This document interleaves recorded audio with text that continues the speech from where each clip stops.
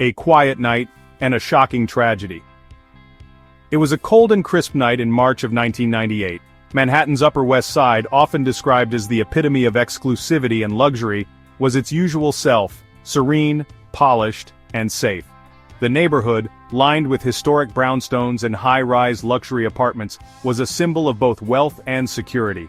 The streets were illuminated by warm, golden streetlights, and the occasional hum of a passing taxi was the only sound breaking through the night's stillness.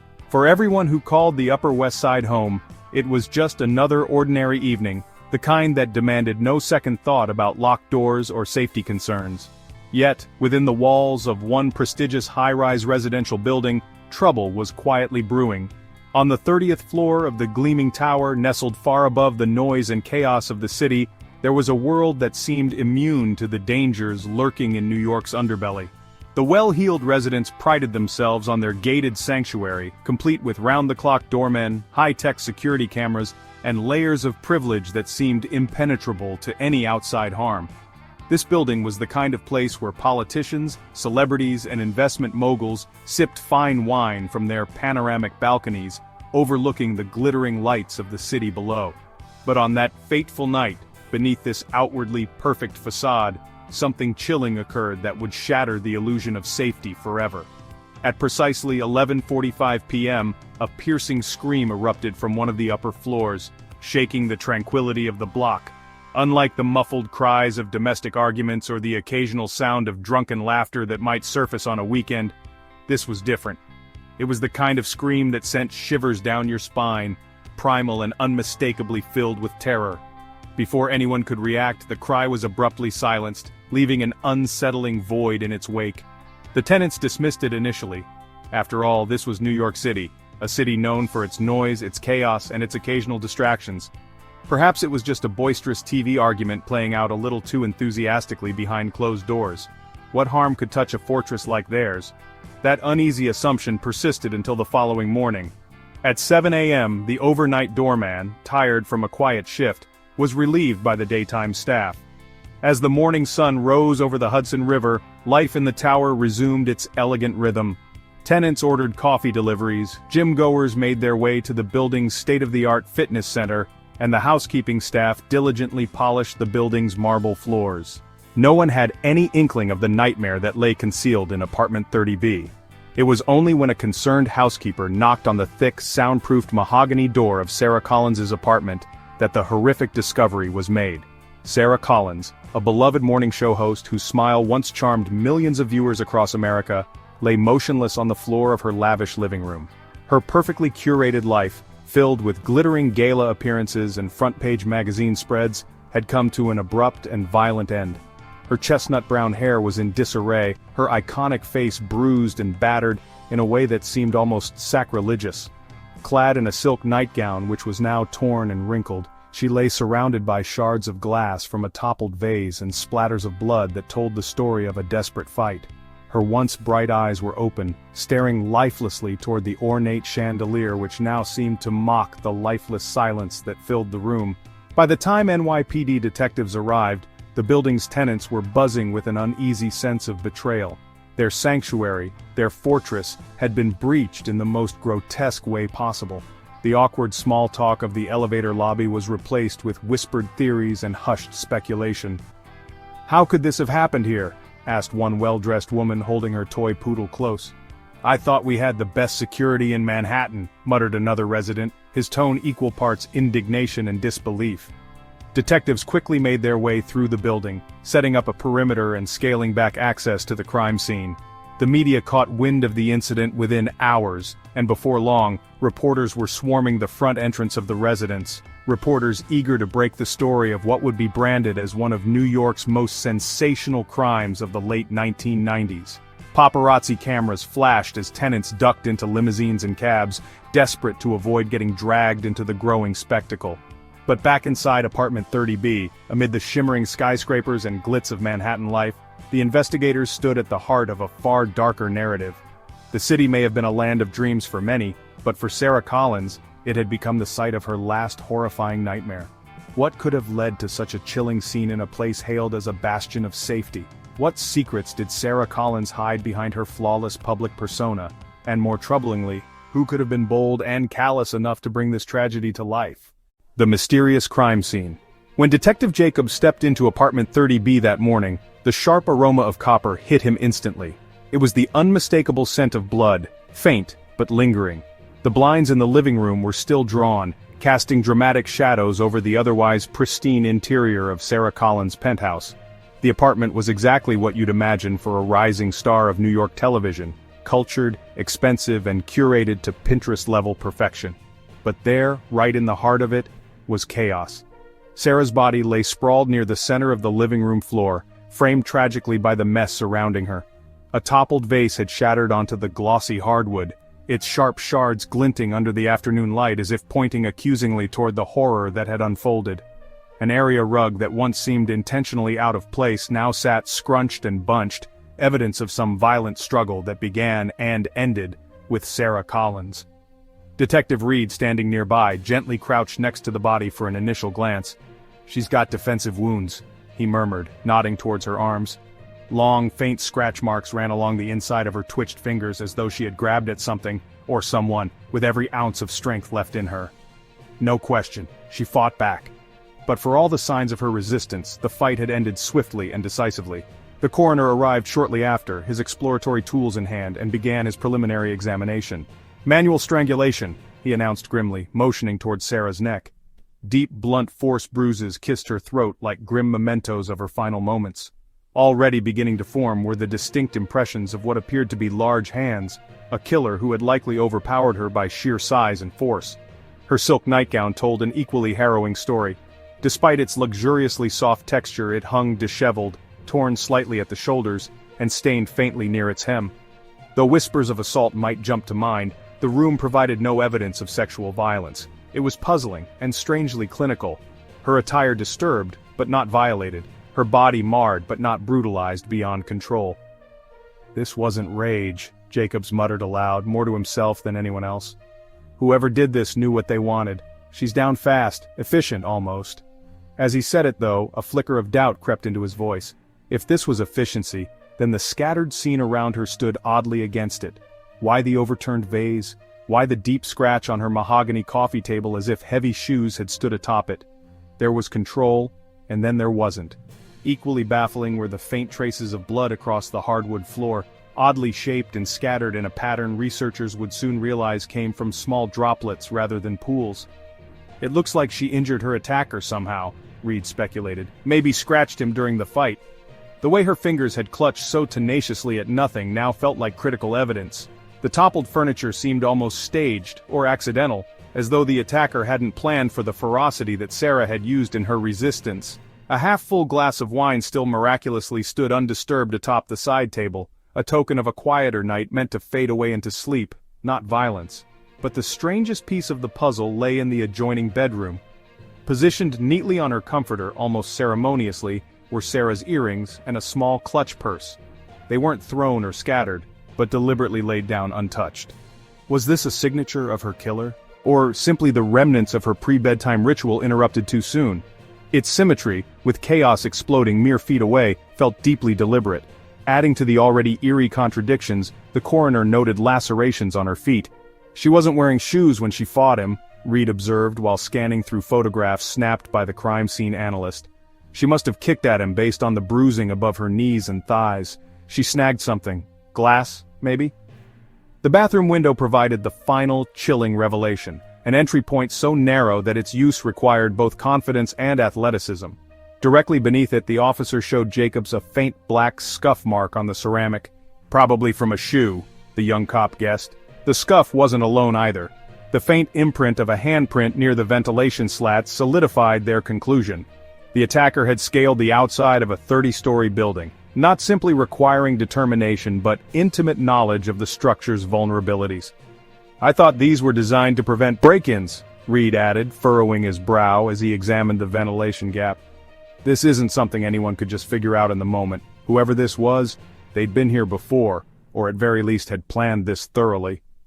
But inside the apartment there were no immediate signs of robbery. The elegantly sculpted gold clock above the fireplace remained in place, glimmering faintly, and Sarah's meticulously organized shelves still displayed her vast collection of designer handbags. The crime scene photographs would later show untouched jewelry on vanity surfaces across the room. There were even envelopes of cash inside her closet's unlocked bottom drawer, left unnoticed or simply ignored. Why break into the home of someone like Sarah Collins only to leave behind valuables worth thousands? Jacob studied the tableau before him cautiously, his sense of narrative unraveling alongside the room's unacknowledged drama. "It's not just a crime scene," he murmured. "It's a contradiction. Press coverage and the whispering neighbors." By lunchtime, word had already reached the tenants. One by one they crossed paths in hallways and lift lobbies, dressed in beige cardigans or freshly pressed suits that belied the nervous energy they now carried. "She always seemed so put together," an elderly woman whispered as she exited the building's cafe between sips of espresso. "I saw her just yesterday having a phone call in the lobby. And now? This?" Unlike her polished persona on screen, Sarah was revealed to them almost immediately as a solitary figure, an enigma composed of carefully guarded routines whose final hours barely left traces. "Can we at least admit to ourselves now, Mr. Fraser," a tenant of 15 years and a known loudmouth said loudly to no one in particular, "that all our so-called security is totally useless? Cameras out of order, front desk staff asleep, what are we paying for?" His accusations weren't unwarranted. Elevators were rumbling improperly for weeks before anyone called maintenance. And now, this breach of sanctuary felt more than inexcusable, it felt personal. The question burned everywhere: how could someone penetrate such wealth, height, and structure unchallenged? The newspapers, once word leaked, would waste no opportunity framing the mystery both visually and sentimentally, an innocent figure of media drowned out by larger shadows seeping into her scripted life.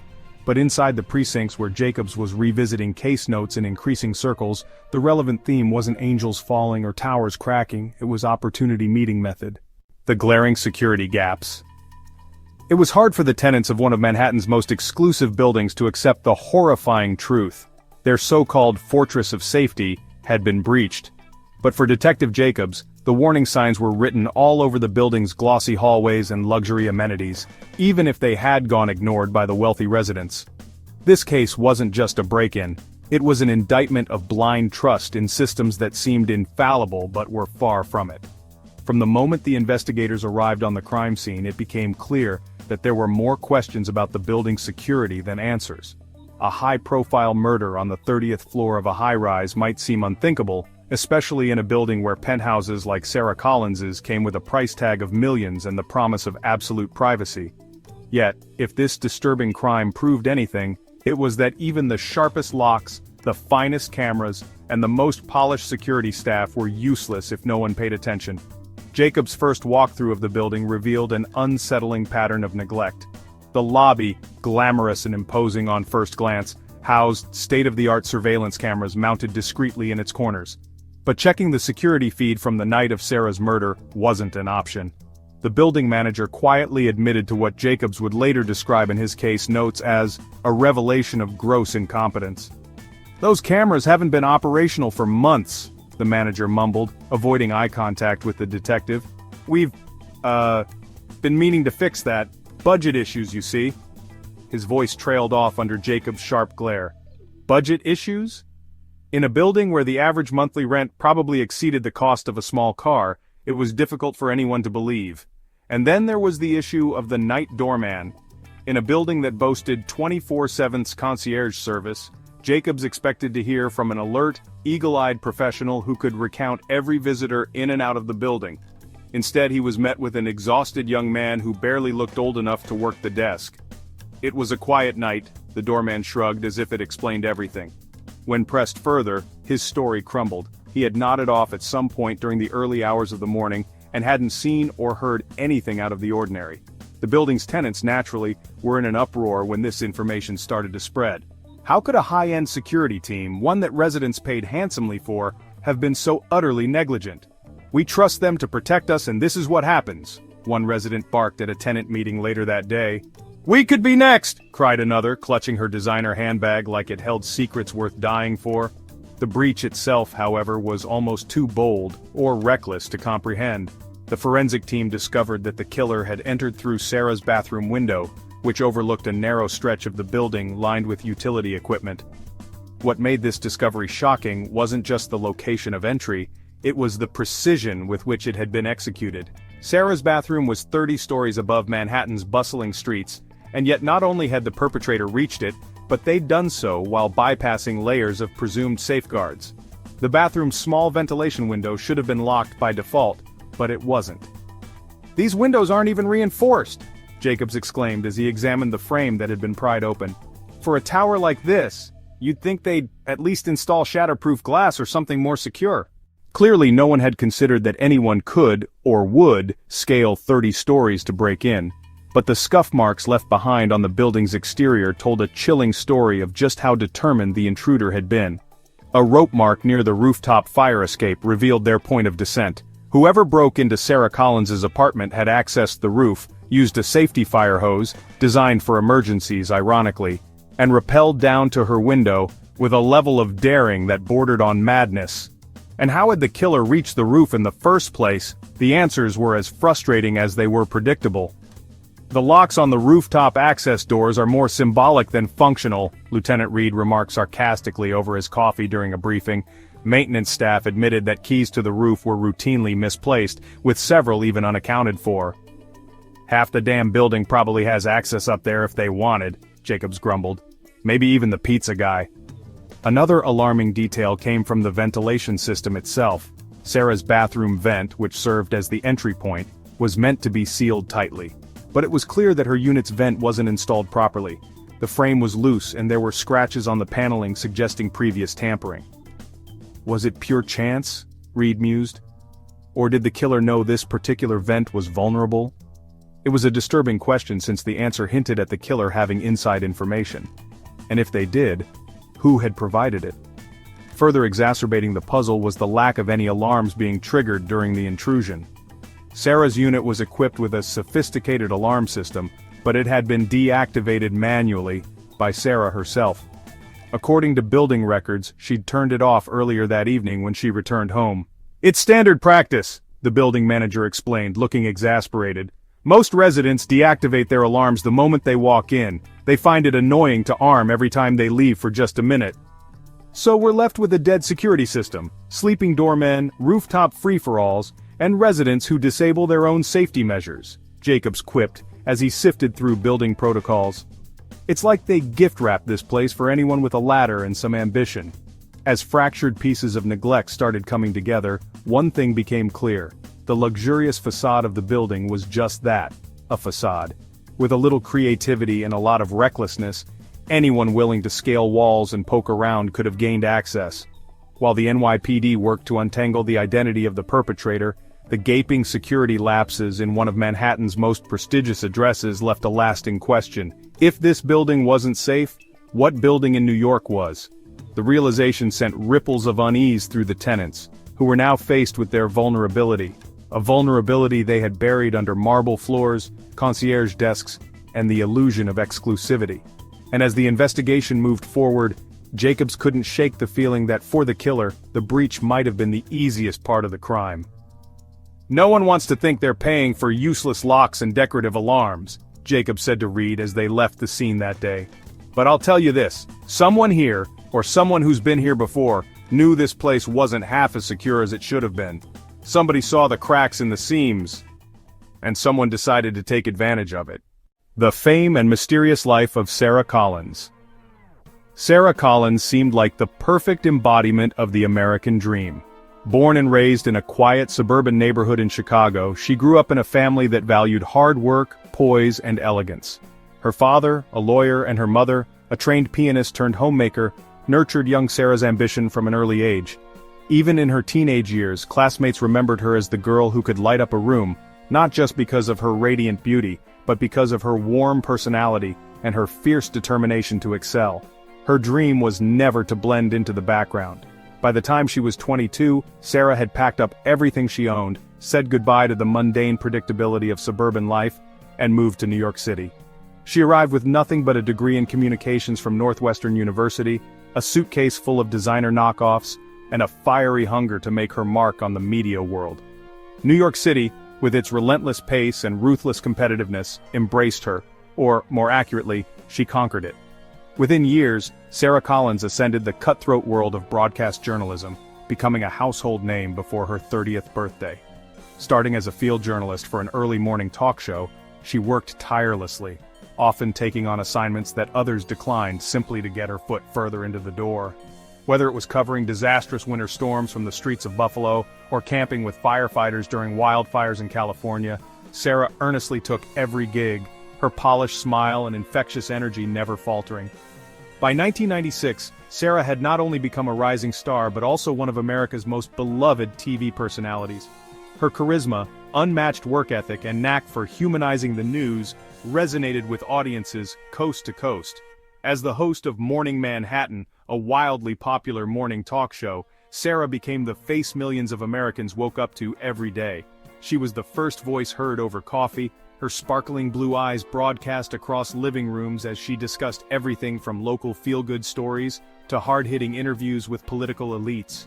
The media dubbed her America's Morning Sunshine, while her colleagues at the station secretly envied and sometimes resented her meteoric success.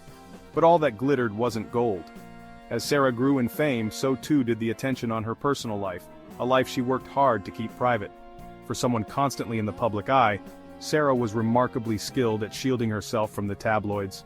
There was no long list of scandals, no drunken nightclub photos, no bitter feuds with colleagues. Yet, amidst the glamour of award galas, charity fundraisers, and late-night dinners with Wall Street heavyweights, whispers persisted about the secrets she kept hidden. Whispers that painted a picture as complex and enigmatic as the woman herself. At the age of 29, Sarah remained single, a fact that tabloids and gossip columnists frequently exploited. Photographers occasionally spotted her having dinner with powerful men in the media or on the arm of tech executives attending Manhattan's glitziest events. Yet, actual details about her romantic life never surfaced. For someone whose emotional candor captivated millions on television, Sarah's real emotions seemed locked behind proverbial glass. One of the more salacious rumors involved whispers of a discreet but intense affair with a high-ranking executive at her network. This particular man, married and well into his 50s, wielded enough influence to single-handedly catapult any journalist's career or terminate it just as swiftly. Some viewed Sarah's rapid climb through the ranks as a testament to her talent, while others spun it as the result of favoritism, leveraging her personal relationship with this unnamed executive. Of course, no proof ever surfaced, and Sarah's many industry awards and accolades lent credibility to the argument that she had earned her place rightfully. Still, rumors clung to her reputation like an unshakable shadow. Beyond the arenas of love and work, Sarah's home life posed offerings more peculiar than the glossy surface suggested. Her luxurious penthouse apartment at the corner of 73rd and Amsterdam Avenue was an embodiment of modern Manhattan elegance, yet starkly solitary. The home, with its 180-degree panoramic view of the city skyline, had no trace of visitors. No photographs on the walls hinted at family gatherings. No evidence of a significant other's toothbrush appeared in the master bathroom. It was curated, cold, almost sterile, a perfect reflection of Sarah the professional rather than Sarah the person. Neighbors described her as quiet but friendly, always greeting people with a signature smile but rarely engaging for more than a fleeting moment of conversation. One neighbor recalled seeing Sarah jogging down Riverside Park with headphones on every morning like clockwork, but noted she never joined other residents in casual rooftop gatherings or community events. "She was lovely but distant," the neighbor admitted. "You could tell she wasn't, settled." Those closest to her, if anyone could claim such a title, revealed an ongoing narrative of inner conflict when it came to Sarah's meteoric rise. The daughter of a traditional Catholic family, Sarah reportedly clashed frequently with her parents after moving to New York. Her father, a conservative man comfortable with predictable routines, disapproved of her career, believing fame would corrupt her values and rob her of stability. Their arguments became rare as the years dragged on, not because they reached resolution, but because their phone calls slowed to a trickle. When was the last time Sarah had visited her family in Chicago? Even her oldest friends struggled to recall. Success, it seemed, had become not just a goal, but her entire identity, and relationships were the sacrifices made on that altar. But what bothered detectives the most wasn't the polished veneer of Sarah's media life, it was the contradictions lying beneath it. If Sarah Collins was indeed the epitome of intelligence and control, why were there threads of recklessness running through her choices? Multiple open accounts under fictitious names appeared in her financial records, leading investigators to suspect offshore connections. Her $10 million wealth, amassed well beyond the salary of even the most successful television hosts, raised even more eyebrows. How does a morning show anchor afford a multi-million-dollar penthouse in Manhattan? One investigator quipped. The giant question mark hovered over Sarah's financial dealings and her life. Even smaller inconsistencies piled on. Sarah's elaborate morning routines and obsession with punctuality clashed violently against reports from her staff about her erratic, unpredictable moods. One day she would breeze into the studio as composed and brilliant as ever, greeting everyone warmly. The next, she was glaring through her sunglasses in silence, refusing to entertain questions. A small rift with a staff member over script edits would send her into a tailspin, according to co-workers. She was meticulously in control on camera but impossibly volatile off it. Detective Jacobs couldn't shake the sense of duality about this woman. To the world, she was a ray of light brightening millions of mornings. Off camera, the light dimmed significantly. Was Sarah hiding her truths to protect her perfect image, or was it a necessity, forged from the pressure of skyrocketing fame? The enormous wealth and financial suspicions. Sarah Collins wasn't just a TV personality, she was an empire. At least that's how the investigators began to see it as they unraveled the threads of her financial life, a world far more complex than anyone could have imagined for someone in her profession. By all outward appearances, Sarah had lived the quintessential life of a successful television host, but the true extent of her wealth, and the shadowy underpinnings of it, came as a shock even to those who had worked with her daily. Her luxurious penthouse apartment, nestled in one of Manhattan's priciest zip codes, was worth an estimated $4.2 million, but that was only the tip of the iceberg. As detectives combed through her assets, a startling figure emerged. Sarah Collins had amassed a net worth exceeding $4.2 million, but that was only the tip of the iceberg. As detectives combed through her assets, a startling figure emerged. Sarah Collins had amassed a net worth exceeding $10 million. That's when the questions began to pile up, questions that would haunt investigators long after her case went cold. Her salary alone doesn't explain this, Detective Reed said, glancing at the preliminary financial records spread across the precinct's cluttered desk. Even the biggest TV networks don't pay their morning hosts enough to live like this, at least, not legally. Sarah's annual salary as the host of Morning Manhattan had been a respectable $500,000, a figure that qualified her as successful but not overly extravagant by New York standards. Yet, her portfolio of assets told a completely different story. Multiple overseas accounts under aliases, a collection of rare art valued in the hundreds of thousands, even a private trust registered through a Cayman Islands entity. "I've seen Wall Street execs with less complicated setups than this," Jacobs muttered, sifting through the details. "What is a TV anchor doing with offshore accounts?" The penthouse itself provided visual evidence of a woman living far beyond what her official career could justify. Sarah's apartment wasn't just adorned with tasteful furniture, it presented an opulence that bordered on intimidating. From original Warhol prints hanging in her hallway to a marble kitchen outfitted with appliances most chefs could only dream of, every inch of her home screamed wealth, power, and exclusivity. In the closet adjacent to her bedroom, detectives found something even more telling. A meticulously curated collection of high-end jewelry and couture fashion, much of it bearing price tags higher than the average annual salary of a NYC firefighter. Emerald earrings glittered alongside diamond-encrusted watches from brands like Cartier and Patek Philippe. Tucked away in the back of the closet, they even discovered a hidden safe, which contained $300,000 in cash bundled neatly in envelopes alongside gold bullion bars stamped with European marks. And if physical wealth weren't enough, Sarah's financial paperwork raised even more eyebrows. Bank statements revealed multiple wire transfers from international sources, some tied to locations as far-reaching as Zurich and Singapore. Combined, these transfers totaled over $5 million, all deposited within the past 4 years. Curiously, many of these wire transfers had vague descriptions such as consulting services or project retainers. "It's not just the amount of money," Reed noted, studying one of the entries. "It's how clean this setup is. Whoever managed her finances knew how to stay under the radar." What made things murkier was the social and professional context of Sarah's life. As detectives interviewed her colleagues and acquaintances, more contradictions surfaced. Sarah was known for her work ethic but also for her independence. She rarely accepted help from others, even when it was offered in good faith. Yet, here she was, the beneficiary of transactions and deals that seemed orchestrated by someone else, someone with serious connections. One theory began to take shape, whispered among detectives late at night when they reviewed the case. Sarah might have been at the center of something far larger than her television career. "Think about it," Reed said during one such session. "She hosts fundraisers for political groups, rubs elbows with Wall Street executives, and has dinners with tech billionaires. What if she wasn't just hosting these events for charity? What if they were fronts for something else?"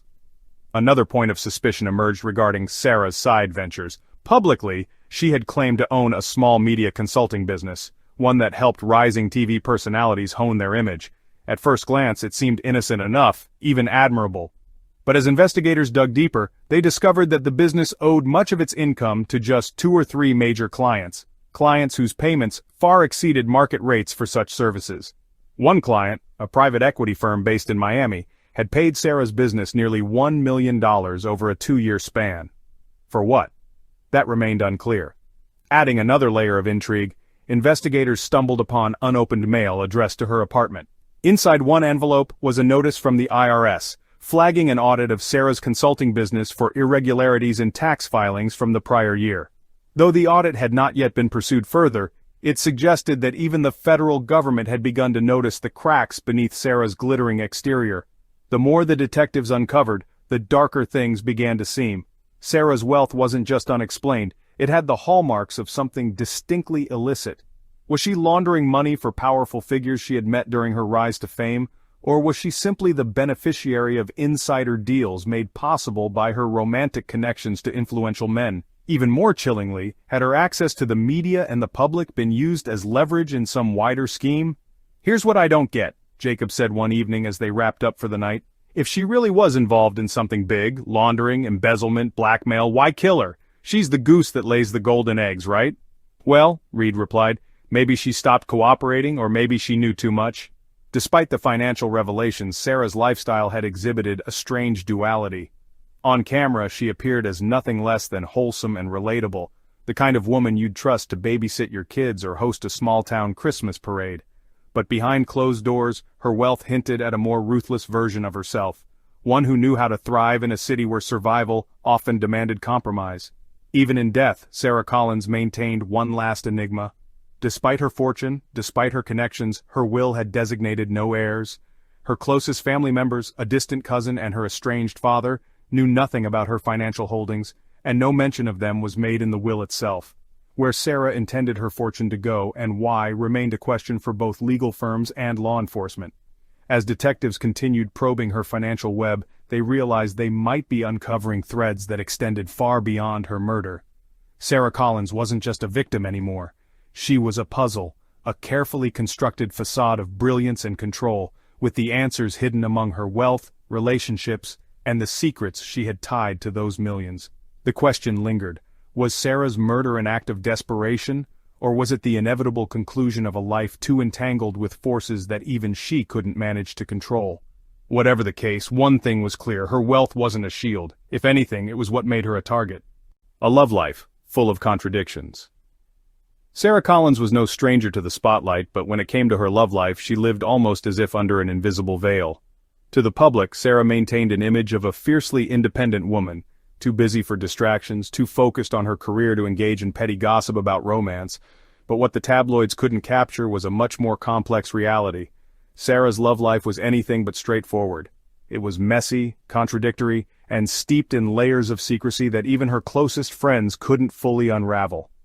Among her peers in the bustling world of New York television, Sarah was both admired and envied, not just for her meteoric rise, but for her ability to keep the media at bay. Romantic scandals plagued most public figures of her caliber, but Sarah's private affairs seldom made their way into the pages of gossip magazines. Still, rumors swirled, whispers of clandestine rendezvous, late-night phone calls, and powerful men whose names were too big to publish. There was no denying it. Sarah's relationships were as enigmatic as the woman herself. A key figure in these rumors was David Harrington, a married executive vice president of the network where Sarah worked. Harrington was older, distinguished, and known for his influence in the industry. People described him as the kind of man who could shape or shatter careers with a single nod. Sarah was, at one point, frequently seen in his company at corporate dinners, press junkets, and exclusive after-hours events. Over time, whispers of a romance started to surface. fueled by their obvious chemistry during off-screen moments. But was it more than professional admiration? While Sarah's colleagues gossiped quietly about the potential affair, no definitive evidence ever emerged. Harrington had a knack for covering his tracks, and Sarah was an expert at avoiding media pitfalls. The rumors, however, grew louder as Sarah's career continued to skyrocket.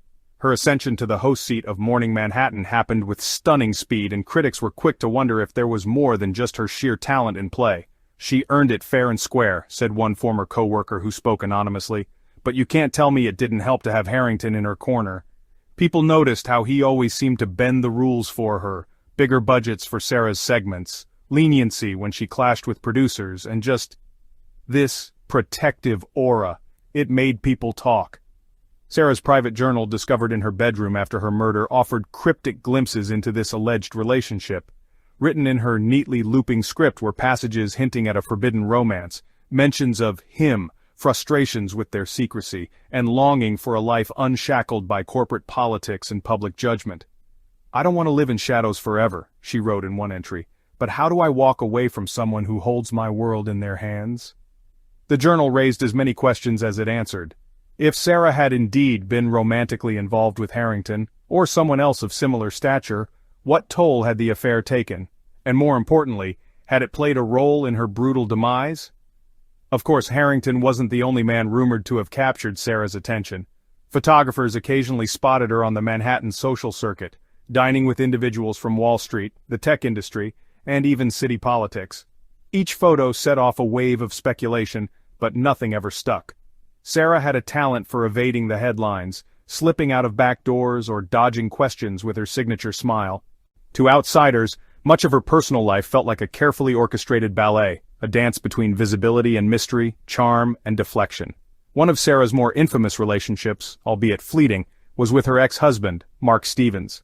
Before Sarah's life became a whirlwind of early morning TV shows and charity galas, she and Mark had tied the knot in a highly publicized wedding. Mark, a successful but overbearing investment banker, seemed to be a grounding force in Sarah's early days in New York. Their union was initially painted by the media as a power couple on the rise, but friends described their relationship as one marred by fundamental differences in ambition and personality. "Mark wasn't built to handle someone like Sarah," a mutual acquaintance remarked. "He thought she'd settle down eventually, maybe slow down her career to focus on family, but that was never part of her plan." The marriage dissolved after several years of mounting tension, exacerbated by Mark's frequent complaints about Sarah's long hours, her growing fame, and her unwillingness to step out of the spotlight. The divorce was amicable on the surface, at least publicly. Privately, it was said to be a deeply hurtful split for Sarah, who rarely spoke of it afterward. Still, Mark was one of the first people questioned after Sarah's murder. Investigators probed into whether his lingering resentment might have led to violence, but Mark provided a solid alibi for the night of the crime and was eventually ruled out as a suspect. Yet his name lingered in press coverage, positioned as the jealous ex in the court of public opinion. Despite these high-profile associations, much of Sarah's romantic life existed in contradictions. Though she moved in circles filled with glamorous and successful potential partners, she reportedly rarely let anyone close. Friends described her as fiercely guarded when it came to matters of the heart. Even in her happiest public moments, there existed a palpable loneliness that those around her found difficult to explain. "I think she wanted to be loved," her makeup artist of 6 years recounted, "but she wasn't willing to let her guard down enough to really let anyone in.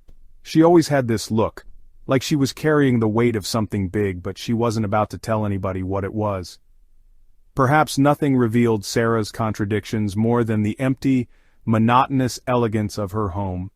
While the world saw glamour and sophistication, her penthouse bore no signs of shared life.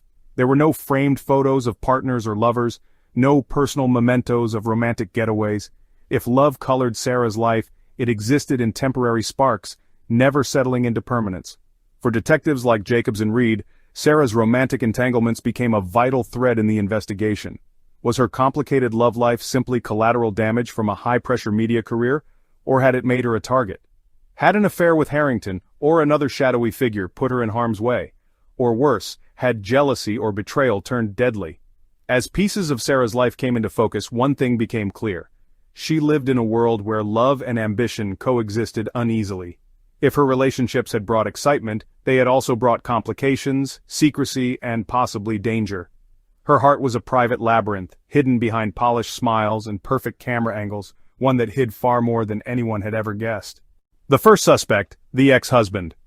No murder investigation would truly begin without first taking a hard look at the most obvious suspect, the ex.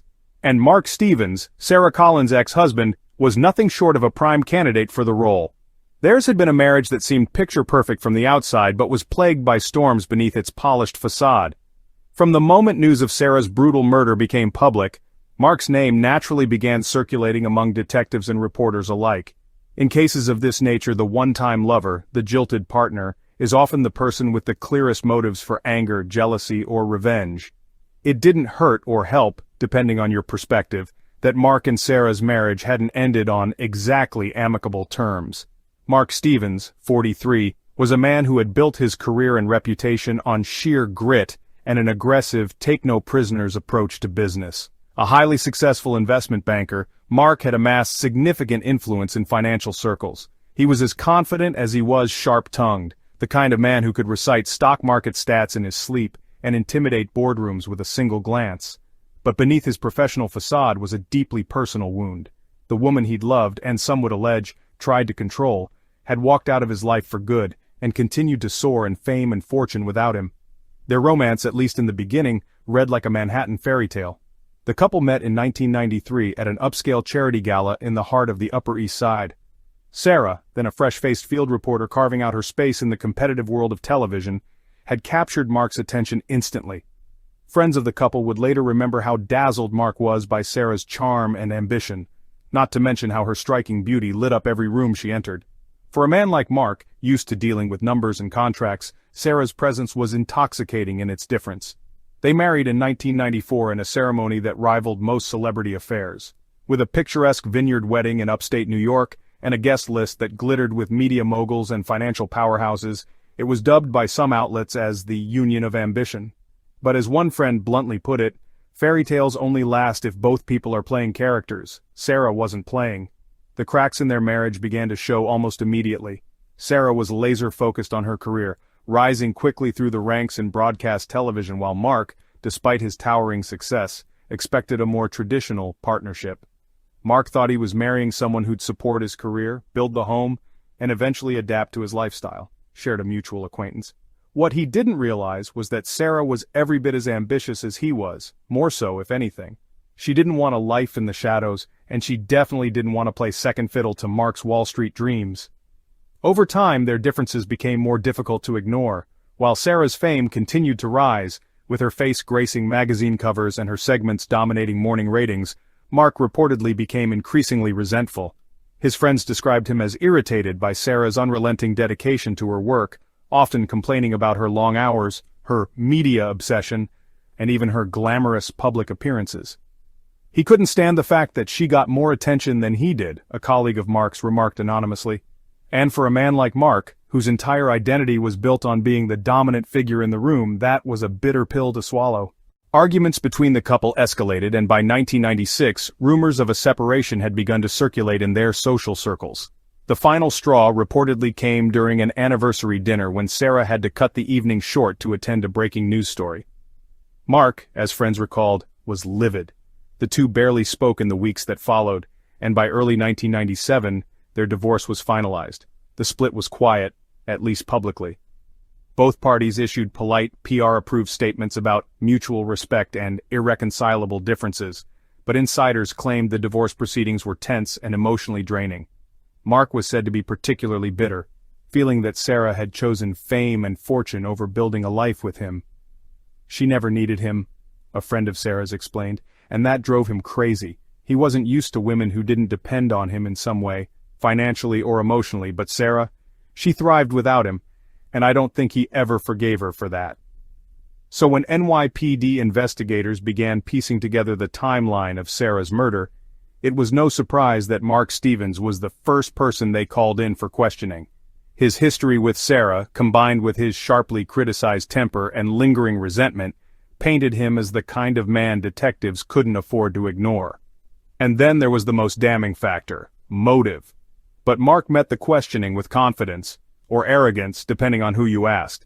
He arrived at the precinct in a tailored Armani suit, his face composed but far from apologetic. "Why am I here?" he reportedly asked as soon as he shook Detective Jacobs' hand. "We haven't spoken in years." Over the course of hours-long questioning, Mark denied harboring any ill will toward Sarah, let alone any desire to harm her. He admitted that they'd had their differences but was quick to blame the pressures of incompatible careers. "She had her path, and I had mine," he stated at one point. "We were better apart, everyone knew that." Still, detectives pressed. Had Mark kept tabs on Sarah after the divorce? Did he ever resent the success she'd built after their separation?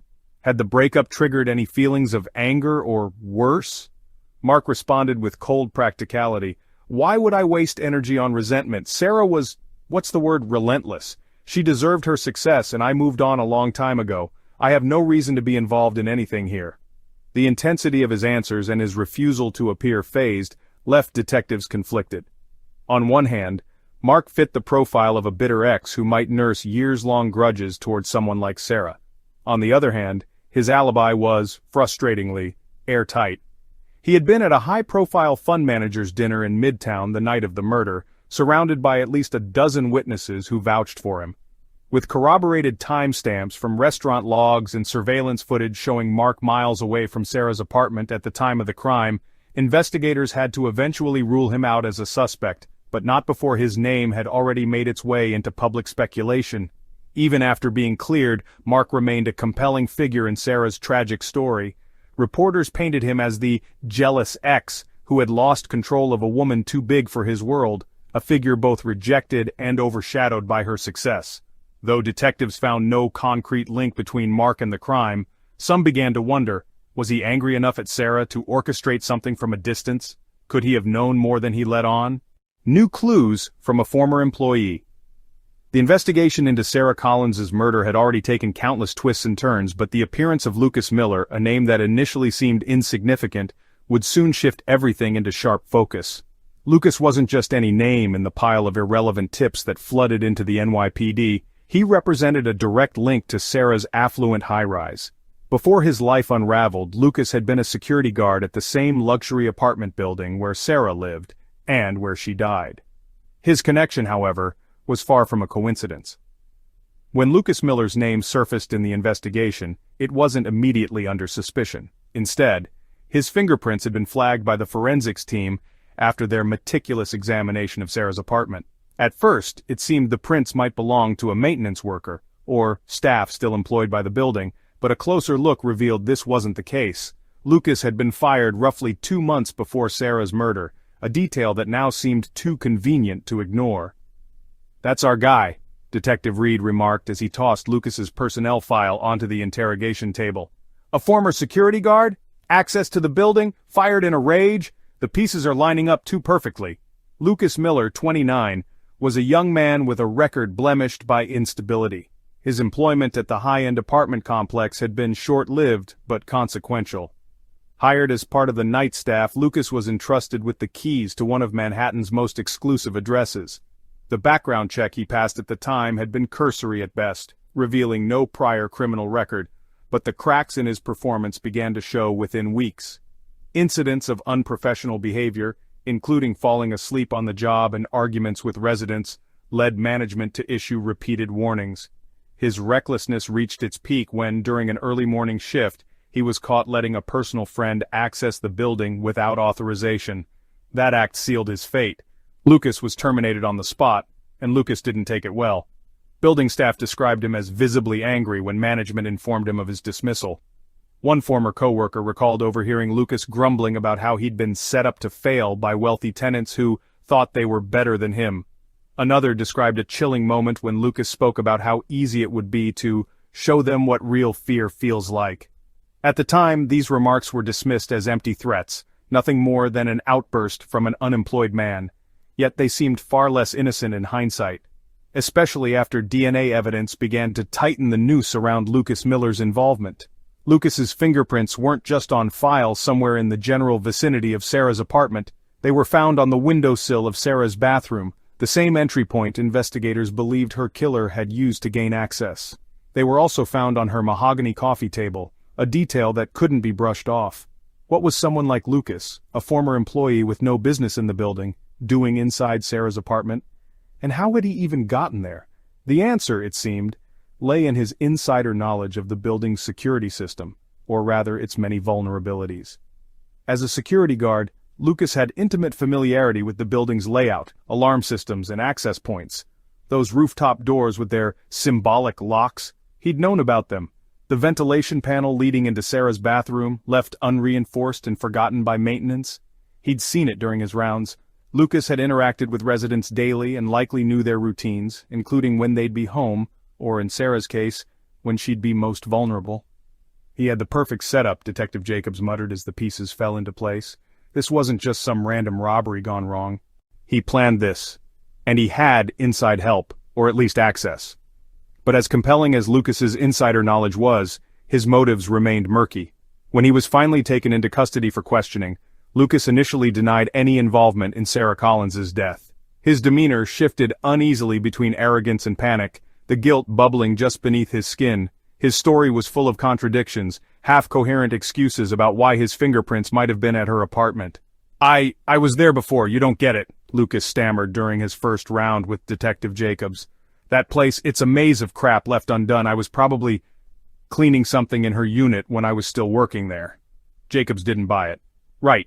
Because wealthy tenants love having former employees clean their penthouses at 2 a.m. from the outside of a 30-story window, he retorted, staring Lucas down. Stop lying and start talking.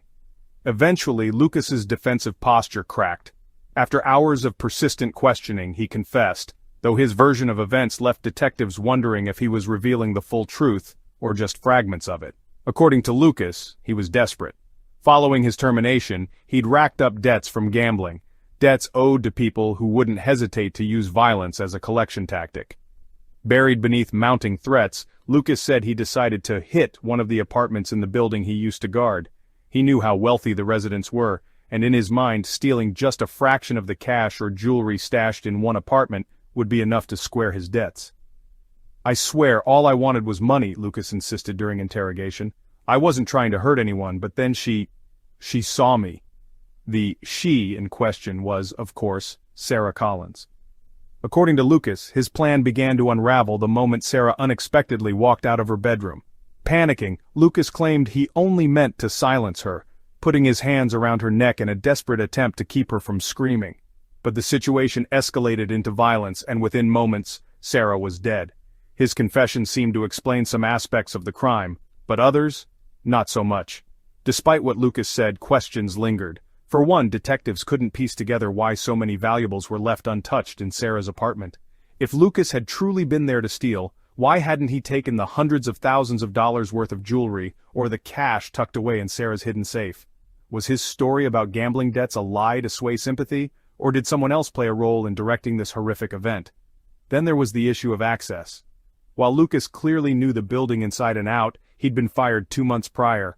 How had he managed to re-enter a secure facility in the dead of night? Had someone let him in? If so, who?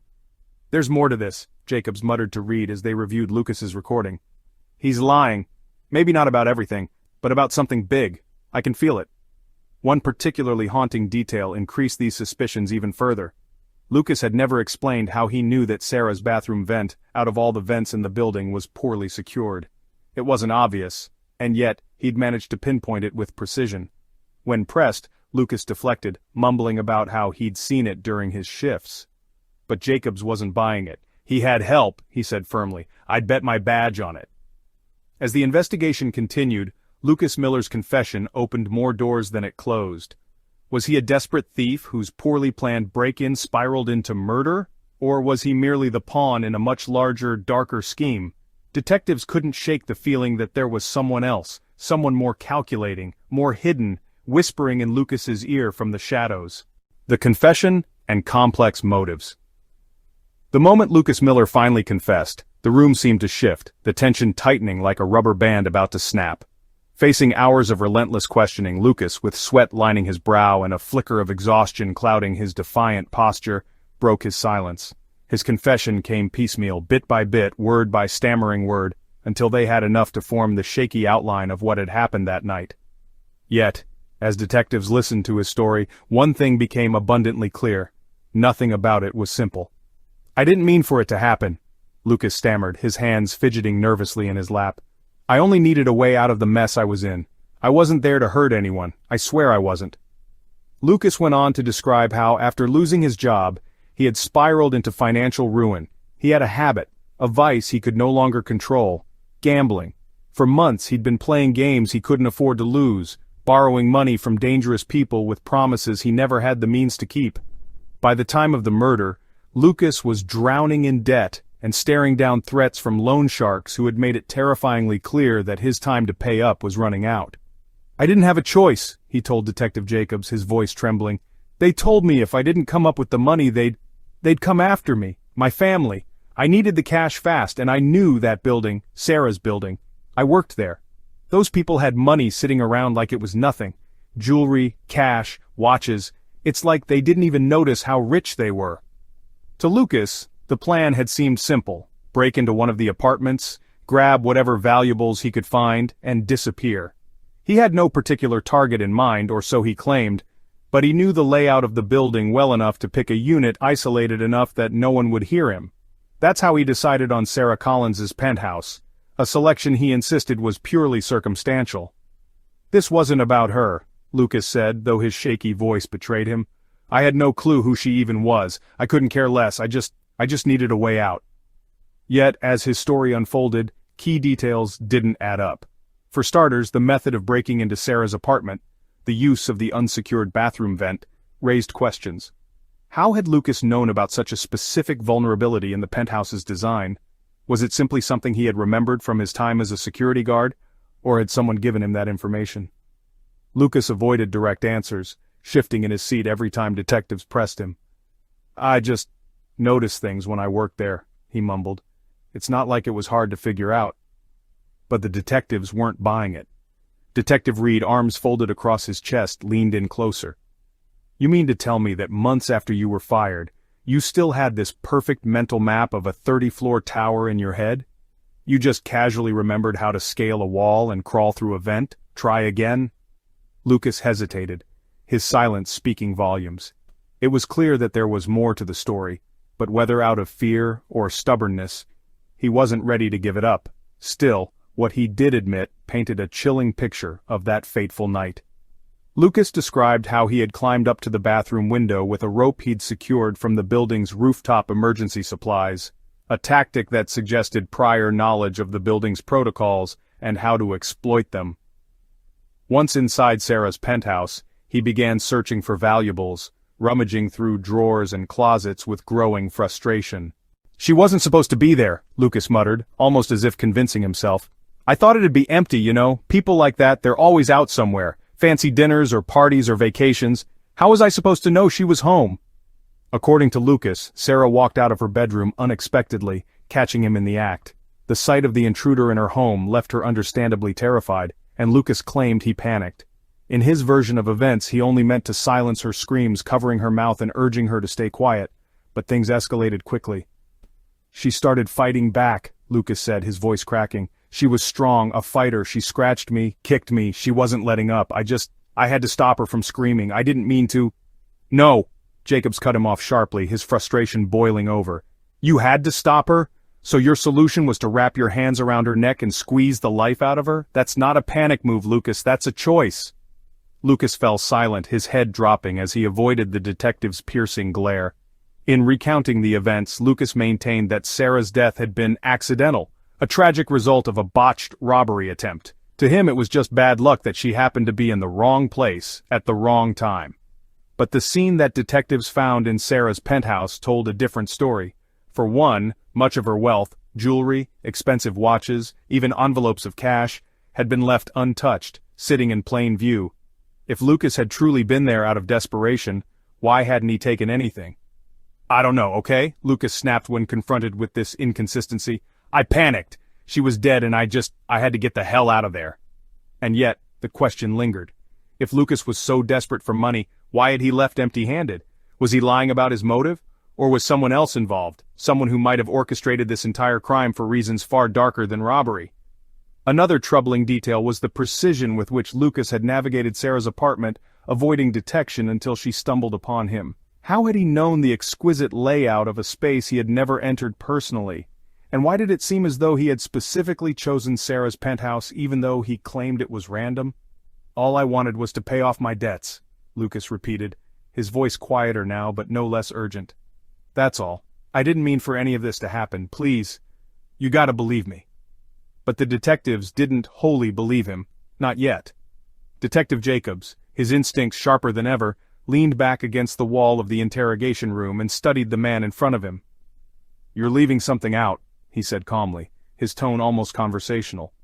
"There's another reason you picked her apartment. Someone told you, didn't they?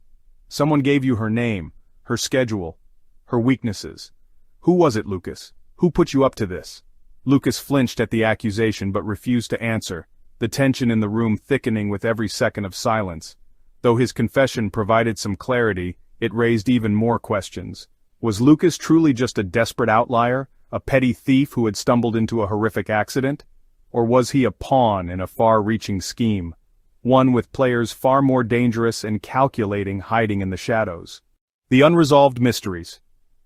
By the time Lucas Miller's confession had been fully dissected in the confines of the NYPD precinct, it seemed that the case of Sarah Collins's murder should have inherently felt closer to a conclusion, and yet, for every thread tied neatly into the narrative of that fateful night, 100 others seemed to fray, unraveling into stranger and more troubling questions. This wasn't just a simple case anymore. To Detective Jacobs, it was beginning to feel like staring into an unmarked labyrinth, one with no clear way out. On the surface, Lucas's version of events explained the how. After all, the evidence, a compromised vent, fingerprints inside the apartment, signs of a struggle, Sarah's defensive wounds, all supported the idea of a burglary gone tragically wrong. But the bigger question, and the one that kept Jacobs awake long past his shift ended night after night, was why, one? Why target Sarah? The question wasn't idle speculation either. Lucas made it clear that his initial intention was robbery. He claimed that Sarah had been chosen at random, the penthouse nothing more than a convenient target in a wealthy building he once guarded. But Jacobs couldn't shake the doubt gnawing at the edges of that explanation. "Why her, though?" Jacobs asked aloud during a late-night brainstorming session in the precinct bullpen.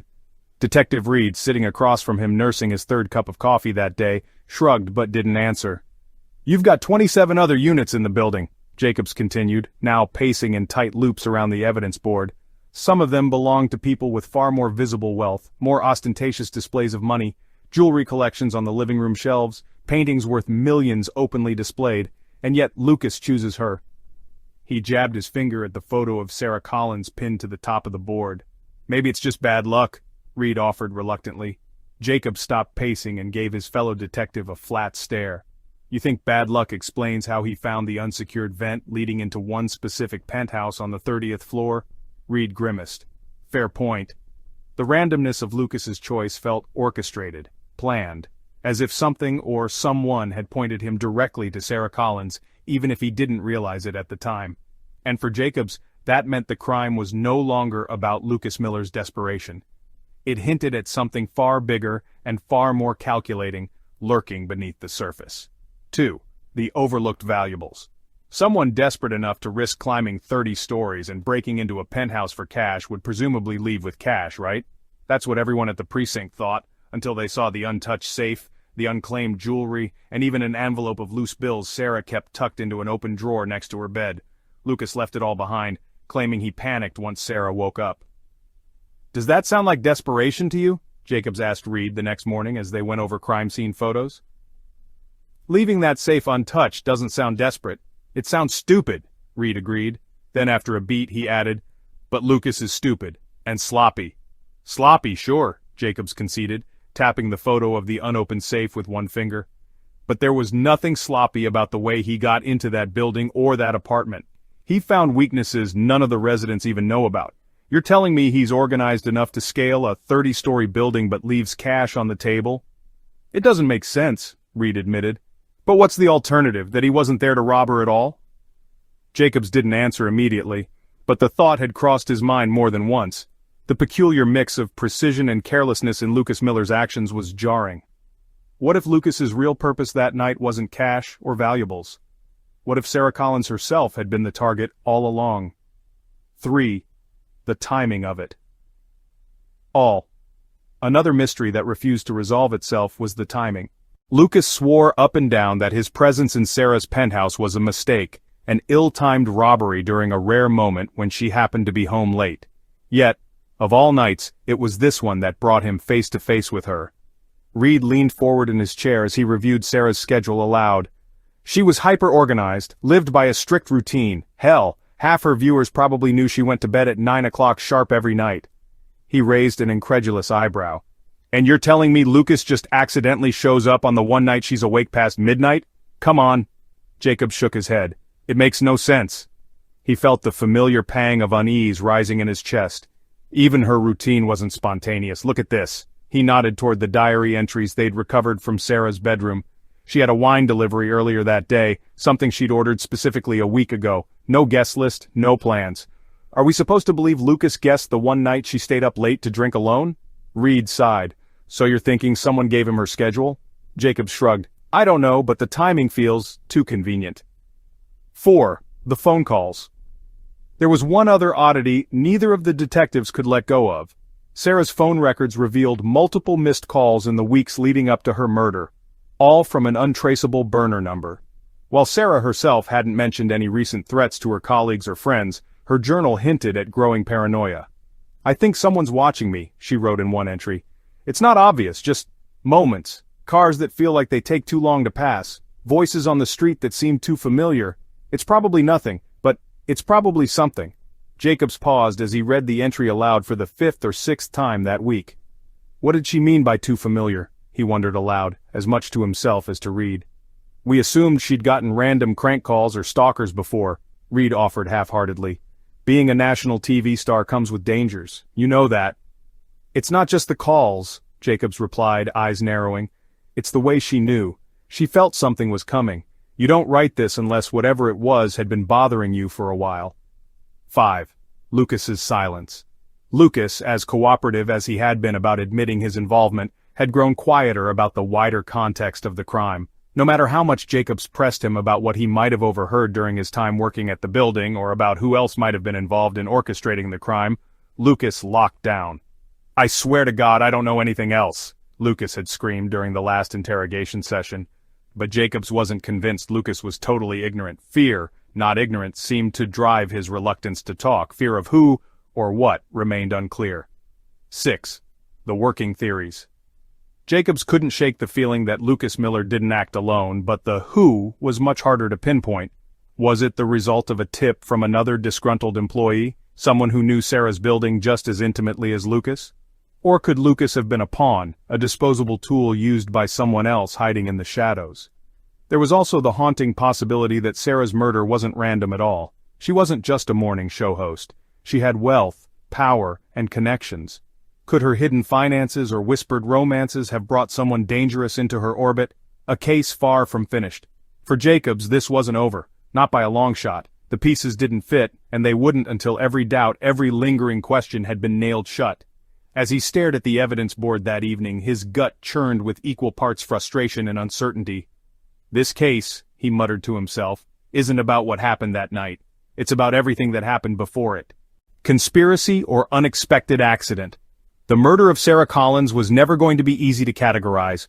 Was it just an isolated tragedy, a desperate act gone wrong, or had it been something far more sinister? To Detective Jacobs, the question had stopped being hypothetical. Every lead, every scrap of evidence, seemed to carry the faint stench of manipulation, a deliberate hand guiding events to their bloody conclusion. But which version of the truth was closer to reality? A botched burglary or a carefully orchestrated game with Sarah Collins as the pawn? An ordinary crime or a calculated plot? From the moment Lucas Miller's confession hit, the case had become more of a paradox than anything resembling closure. At face value, Lucas's story painted him as a desperate man with no options left, a gambling addict who turned to crime as a last resort. The bruises, the panic, the ill-conceived break-in, these elements all spoke of chaos, not planning. And yet, every angle of the crime scene, every unexplained detail of Sarah's life, whispered of something bigger. Here's the thing, Detective Reed said one evening as he and Jacob stared at the evidence board. If this was just a random burglary gone south, it ends with Lucas. The break-in, the fight, the panic, case closed. But it's not closed, Jacob shot back, his voice sharp with frustration. People don't just break into luxury apartments without a motive beyond desperation. And someone doesn't end up dead because of bad luck. They end up dead because the situation escalated, or because it was always meant to. Reed tapped Lucas Miller's mugshot pinned to the board. So which is it then? Was this guy an amateur screw-up who picked the wrong apartment, or is there someone pulling his strings? Jacobs didn't answer immediately. That was the question, wasn't it? Everything about Lucas screamed amateur, his sloppiness, his panic, the way he crumbled under interrogation. But even amateurs didn't rappel off rooftops and identify unsecured vents on a penthouse without some level of help, some piece of insider knowledge. Theories taking shape. Chaos or order. The detective team knew they were walking a tightrope. Walsh Academy certified burglars didn't ordinarily emerge from disgraced former security guards who barely scraped by on night shifts.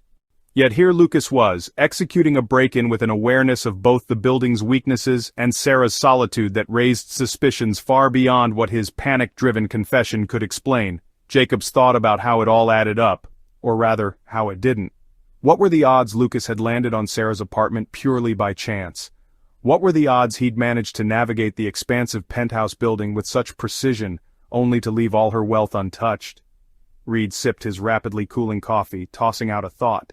You ever remember watching Sarah talk about crime trends on her show? She'd have analysts break it all down, some stats about how even in Manhattan the chances of random high-end burglaries targeting solitary women barely registered as a blip. So for her to be that 1 in a million? Come on, Jacobs nodded, no humor in his response. It wasn't random. Either Lucas picked her because somebody fed him intel or... He stopped himself. He knew better than to speculate too wildly without more to work from, but his gut twisted as he finished the thought silently. Or Sarah was always the target, the role of Sarah's hidden life. What had struck Jacobs over and over again during the investigation was Sarah's public veneer versus her secret reality. To the world, Sarah Collins had been America's image of morning optimism. Poised, articulate, trustworthy. She woke up billions of households with her signature smile and warmth, but what lay beneath had nothing to do with that light. Her apartment, meticulously arranged and cold, was devoid of human intimacy. Her financial dealings were riddled with layers of ambiguity, offshore accounts, undeclared income, a network of wealthy friends whose ties to Sarah seemed as much about transactions as relationships. Tell me this wasn't all coincidence, Jacobs muttered to himself as he flipped through financial reports during another late night in the precinct. She builds a world of walls and power plays, then ends up dead in her fortress, and we're supposed to chalk it up to bad timing? Reed, half hearing him, threw a crumpled snack wrapper into the trash. You think she was into something? I don't think. I know. Too many rumors, too much unspoken tension around everyone who knew her. And don't get me started on her little black book broadcasting secrets through Swiss accounts. Lucas, pawn or participant? And then there was Lucas, caught squarely between these dual theories of chaos and conspiracy. Lucas's inability to answer certain questions during his interrogation was, Jacobs believed, less about ignorance and more about fear. How did you know about the vent access? Jacobs had pressed him repeatedly. Lucas always found a way to dodge it. I just knew, Lucas would stammer. I used to work the building, you figure things out. Jacobs had slammed a hand on the table during one of the sessions. No you don't. People don't figure out intimate penthouse vulnerabilities by accident, Lucas. Tell me, who gave you that information? Lucas had fidgeted, unable to maintain eye contact. No one told me, I swear. But Jacobs wasn't buying it. Someone, somewhere had tipped Lucas off, whether intentionally or unintentionally. But whose involvement pushed Lucas into Sarah Collins's world? Was it another disgruntled employee, someone familiar with the building's weaknesses? Or was it someone higher, more powerful, in Sarah's orbit? She's just the target, Jacobs thought bitterly, his gut twisting again. This guy's small fry. He wanted personal gain, but someone wanted her gone. Was there a mastermind? Reed, tinkering with evidence logs one afternoon, offered another theory. What if Lucas is lying about half the story, like maybe... He drifted off, his expression tightening as he put the pieces together out loud. Maybe he wasn't there by accident. Maybe he wasn't even there for the money. What if he was the distraction in all this? Jacob stared at him, puzzled but intrigued. You're saying someone sent him in there as a decoy? Maybe. Or maybe they orchestrated just enough to get him to screw things up. Control the chaos. Make him think it's all about cash while they take out Sarah Collins the old-fashioned way. He's too dumb to question it. And when everything goes sideways, He's the one left holding the bag. The idea sent chills through Jacobs. If Reed was right, it made the case infinitely bigger and infinitely harder to solve.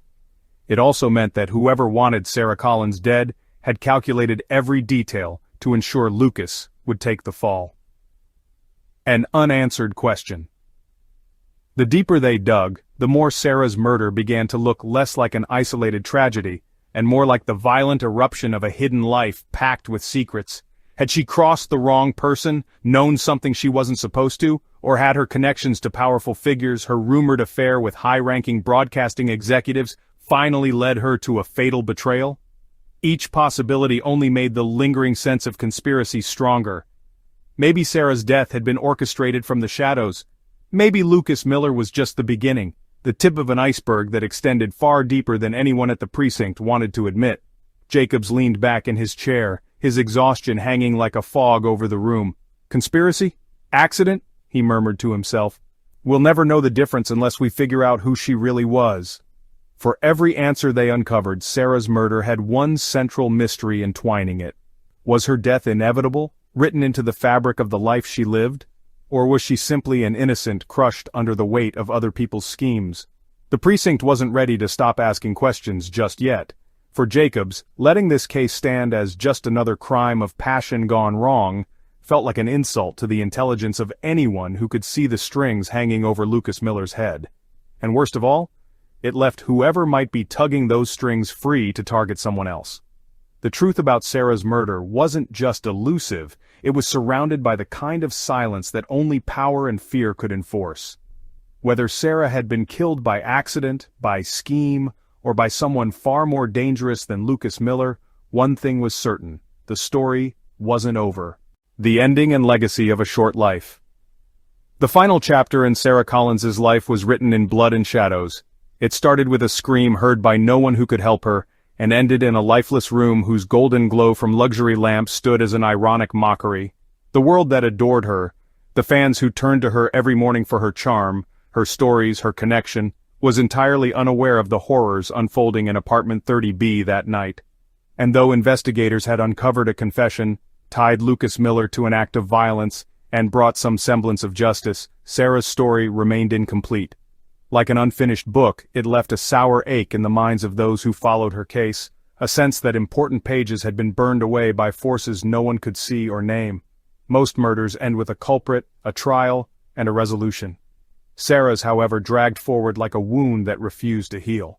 For Detective Jacobs, the scars of her case lingered not only as questions about what had happened the night she died, but about what her life had meant to the world, and how it had come to an end so violently. 1. Sarah Collins, a life cut short.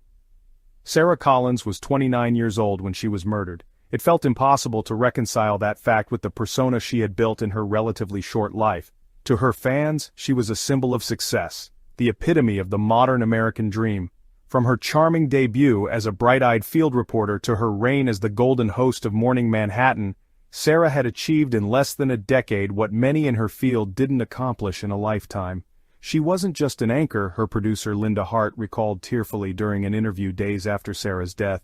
She was the show. She brought warmth, intelligence, and this incredible energy to the screen every single morning. She wasn't just a name or a face. We woke up with her. We trusted her. But behind her polished public image lay fragility. Sarah's journey to stardom wasn't just fueled by talent but also survival. Her life, though glitzy and successful, had often been a maze of isolation, loneliness, and sacrifices. Her estranged relationship with her family and tangled romantic past painted her as a contradiction, the woman who had everything and yet seemed increasingly alone, especially in her final years.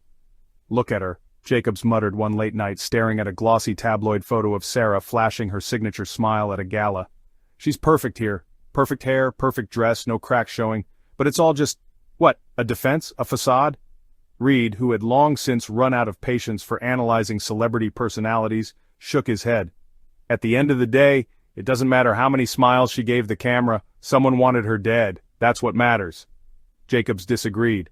"I think it matters. Someone like Sarah doesn't just have it all, without paying for it in some way. We find that cost, Reed, then we'll understand what happened." 2. The lingering echoes of justice. Lucas Miller's sentencing should have brought closure at least for the broader public. It was an open and shut case for the courts. He confessed, admitted guilt under questioning, and was linked to the murder scene through overwhelming physical evidence. Within months of his arrest, Lucas was sentenced to life in prison without parole, a decision that satisfied the legal standard of justice. But it was a cold, clinical form of justice. To those who had known Sarah, the verdict felt hollow. Lucas, despite his admission, had never fully explained why he chose Sarah. The holes in his confession, his vague explanations, his inability to account for the details that led him into Sarah's home, left a lingering suspicion that someone, somewhere, had played a hand in directing him to her. To Jacobs, every piece of evidence Lucas left behind screamed that the man was part of something larger, whether he knew it or not. "The people who loved her won't forget Lucas's name," Reed said as they left the courtroom after the sentencing hearing. "But the people who hated her? They're still out there, Jacobs. Don't act like you don't feel it too." Jacobs didn't respond and instead turned his mind to a piece of Sarah's case he hated the most, the possibility that they had missed something. Lucas Miller may have been a violent, desperate man, but he wasn't a puppet master. The cracks in Sarah's world, the fears hinted at in her journal, the strange behaviors in her final weeks, all carried the weight of a deeper story. 3. The shadows of power and secrets. As Sarah's name slowly began to fade from the media frenzy surrounding her death, whispers grew louder in the upper echelons of New York's elite. The very same people who had once toasted her at galas seemed uncharacteristically quiet about the tragedy. Sarah's connections to powerful figures, high-ranking media executives, Wall Street entrepreneurs, and tech billionaires made her more than a TV anchor. She had become an insider to the city's most influential circles. She had hosted their events, raised millions for their causes, and rubbed shoulders with their darkest ambitions. That Sarah knew secrets no one wanted revealed wasn't speculation, it was fact. Her finances, her offshore accounts, her unheard conversations locked away in her emails, they all pointed to a woman who had danced too close to power. Some detectives suggested after her death that perhaps Sarah had inadvertently stumbled upon something, a deal, a scandal, something she wasn't intended to see. And yet, despite whispers of conspiracies, no significant evidence tying Sarah's murder to anything larger ever emerged. Never officially, at least. "We'd never find it even if it was there," Jacobs admitted bitterly one night to Reed. "People at that level don't leave trails. That's why guys like Lucas get used. They roll in and out like disposable napkins." 4. What she left behind. For all the noise surrounding her death, Sarah's legacy is what continued to haunt those closest to her. To her fans, Morning Manhattan would never again capture the spark it had with Sarah behind the anchor desk. Her absence from their morning routines made the world just a little dimmer, colder. Her wealth, too, massive and shrouded in suspicion, became the subject of fierce legal battles in the months following her death. Her father, estranged for years, emerged from obscurity to contest parts of her will, claiming ignorance of her immense fortune. Charities Sarah had supported quietly questioned whether her donations had all been from clean sources. Banks and attorneys peeled through years of transactions in search of clarity, and found almost none. "She left a hell of a mess behind," Reed remarked, scrolling through updates one morning. "She left everything behind," Jacobs replied, shaking his head.